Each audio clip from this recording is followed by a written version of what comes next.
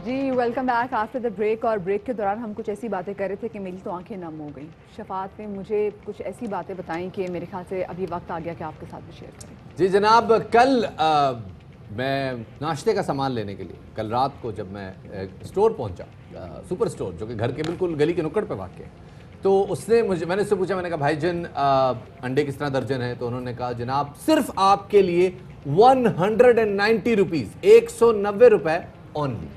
Only 190 रुपए के दर्जन जनाब अंडे हो चुके हैं। और ये हालात हैं इस वक्त के मुल्क में, महंगाई ने आवाम को परेशान कर दिया। बुनियादी अशिया की कीमतें अब कंट्रोल में नहीं। बिल्कुल शफात। और वज़ीर इत्तलात शिबली फराज ने काबीना के इजलास में बताया कि इस हवाले से मैकेनिज्म पर बात हुई है और आने वाले दिनों में इस मसले को हल कर लिया जाएगा। अब एग्जैक्टली कितने दिनों में ये नहीं बताया गया, बट ये 1.5 साल पहले भी कहा था और ये 1.5 साल बाद भी कहा है। तो जरूरी अशिया की कीमतों में गैर जरूरी इजाफा रोकने के लिए टाइगर फोर्स से भी काम लिया जा रहा है। टाइगर फोर्स एग्जैक्टली काम कैसे करेगी, खैर इस हवाले से भी आगे जाके बात करेंगे। लेकिन अभी मार्केट में सिचुएशन क्या है, कराची में मौजूद हमारे नुमाइंदे अफसल परवीन से जानेंगे। अफसल ये बताइएगा, पीछे हम देख रहे हैं जी सब्जी वाले ने अभी ताज़ा सब्जी लगाई ही है। कोई सब्जी ऐसी है जो कि आवाम इजीली अफोर्ड कर सकती है, 200 में आराम से आ जाए? जी बिल्कुल, अगर देखा जाए तो ये एक ख्वाब बन के रह गई है। सब्ज़ी के जो कीमतें, बढ़ती हुई कीमतें हैं, जाहिर सी बात है सिंध हुकूमत के गैर संजीदा रवैये और उसके साथ साथ देखा जाए तो ज़िला इंतज़ामिया की गफलत लापरवाही के बायस जहां दालें, आटा, चीनी, दूध, दही, मुर्गी के गोश्त की कीमतें आसमान से बातें कर रही हैं, तो वहीं यकीनन तौर पर जो गरीबों के दस्तरखान की रौनक हुआ करती थी सब्ज़ी, वो अब उनकी पहुंच से बाहर होती जा रही है। अब आलू जो है इस वक्त 70 रुपए किलो है, प्याज जो है इस वक्त उसको मैं समझ नहीं पाया मुझे मेरा ख्याल में शायद मेरा दिल जो है वो धड़कन भी स्किप कर गया। आलू आपने क्या रेट पे? 170 रुपए? नहीं, आलू जो है इस वक्त 70 रुपए किलो है, क्योंकि मुख्तलिफ इलाकों के रेट है। जहाँ मैं मौजूद हूँ, ये गुलशन इकबाल का इलाका है, ब्लॉक 13D। यहाँ जो सब्जी की कीमत है वो हाई होती है, क्योंकि आलू जो है दीगर मार्केट में देखा जाए तो 50 रुपए किलो, लेकिन गुलशन इकबाल क्लिफ्टन का इलाका है, अपर गिजरी है, बाता लैंड है, गुलिस्तान जौहर है, इन इलाकों में 80 रुपए किलो के हिसाब से फ़रोख्त हो रहा है। जबकि प्याज इस वक्त जो है 60 से 70 रुपए किलो फ़रोख्त हो रही है। टमाटर 150 रुपए किलो है। और अगर बात करें उसके साथ साथ दीगर सब्जी जो पालक 20 रुपये 25 रुपये किलो फ़रोख्त होती थी, वो इस वक्त पालक 60 रुपये किलो है। बैगन जो है वो 60 से 80 रुपये किलो फ़रोख्त हो रहा है। लौकी की कीमत जो है 70 रुपये किलो है। खीरा जो है गर्मी के मौसम में लोग इस्तेमाल किया करते थे, लेकिन अब खीरा 80 रुपये किलो है। मौसमी सब्ज़ी की बात करें तो इस वक्त मटर 220 रुपये किलो है। गाजर जो है सेहतमंद के जो खून के लिए मुफीद साबित होती थी, जब उसकी कीमतें लोग पूछते हैं 120 रुपये किलो से के हिसाब से मिलती है। अच्छा, तो जब उनके रेट सुनते हैं तो शहरियों का सब्जी को आग लगाए ना अफजल, तमाम तर सब्जियों की कीमतों को लगी हुई आग। मुझे आप ये बताएं जरा, ये आजकल मतलब हमारी टीम के मेंबर बता रहे थे कि वो एक पाव मिर्चें वो 90 रुपए की लेके आए हैं। तो ये मिर्चों का जरा यहाँ पे भाव तो पूछें, क्योंकि हमें तो सुन के मिर्चें लग गई हैं। जी बिल्कुल, अगर देखा जाए तो एक जो मुनाफाखोर है उन्होंने एक ट्रेंड बना लिया है कि जो सिंध की जो सूरत हाल है, वहाँ सैलाब आया, सैलाब के बायस उन्होंने कीमतें बढ़ा दी हैं। 40 रुपये पाव के हिसाब से फ़रोख्त हो रही है, क्योंकि एशिया की सबसे बड़ी जो मिर्चों की मंडी है वो कुंदरी कहलाती है। कुंदरी में इस वक्त बहुत कम रेट पे मिर्चें फ़रोख्त हो रही हैं, लेकिन जो आड़ती लेके आते हैं शहर के अंदर, उनकी जानिब से जो है महंगे दामों में मिर्चें फ़रोख्त करते हैं। 40 रुपये पाव कहीं 60 रुपये पाव के हिसाब से हरी मिर्च फ़रोख्त हो रही है। जी बहुत बहुत शुक्रिया जी। अफजल हमारे नुमाइंदे बता रहे थे हमें इस वक्त कीमतों के हवाले से। सुबह का वक्त है और कराची के इलाके गुलशन में क्या सूरत हाल थी, एक मुतवसत तबके का इलाका है और वहाँ पे जो रेट्स आपने सुने।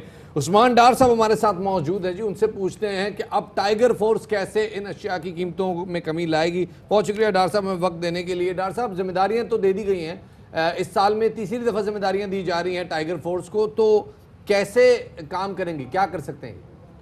टाइगर फोर्स क्या कर रही थी या क्या करने जा रही है, मैं चंद रोज़ से देख रहा हूँ कि अपोजिशन भी सख्त तनकीद का निशाना टाइगर फोर्स के नौजवानों को बना रही है। रिकॉर्ड का हिस्सा है टाइगर फोर्स के नौजवानों ने कोरोना पेंडेमिक में एहसास मैनेजमेंट सेंटर्स पे जो हमने 12,000 रुपये तकसीम किए, उसमें उन्होंने हेल्प आउट किया। यूटिलिटी स्टोर्स में सोशल डिस्टेंसिंग पे उन्होंने हेल्प आउट किया, मसाजिद के SOPs पे उन्होंने किया, नो मास्क नो सर्विस में टाइगर फोर्स के नौजवान पेश थे। इसके साथ राशन डिस्ट्रीब्यूशन में जो घर तक खाना पहुंचाना मुश्किल था कोरोना पेंडेमिक में, बड़ा ज़बरदस्त काम किया, बड़ी ज़िम्मेदारी से हमारी टाइगर फोर्स ने काम किया।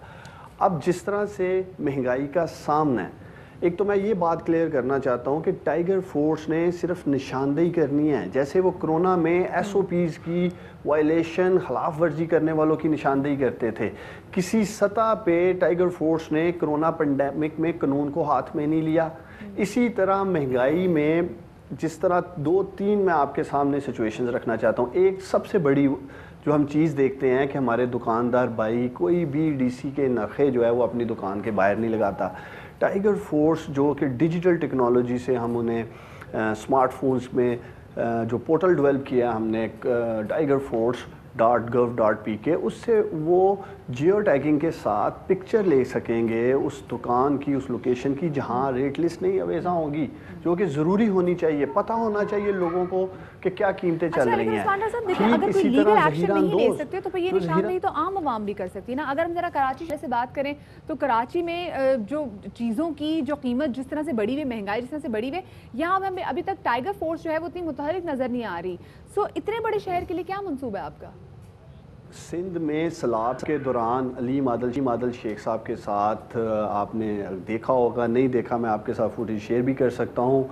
सिंध भर में हमारी टाइगर फोर्स मुतहरक रही, सलाब में उन्होंने पूरी कोशिश की जिस हद तक मुमकिन था मदद करने की। अब जैसे नई जिम्मेदारियाँ मिलने जा रही हैं, मैं पूरी उम्मीद करता हूँ हमारे जो इलेक्टेड MNAs हैं कराची में वो टाइगर फोर्स के साथ मिल के काम करेंगे।